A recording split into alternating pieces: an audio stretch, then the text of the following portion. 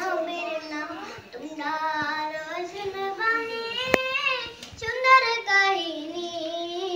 আরো শুনবানি সুন্দর কাহিনী জান্নাতের ওই রুমের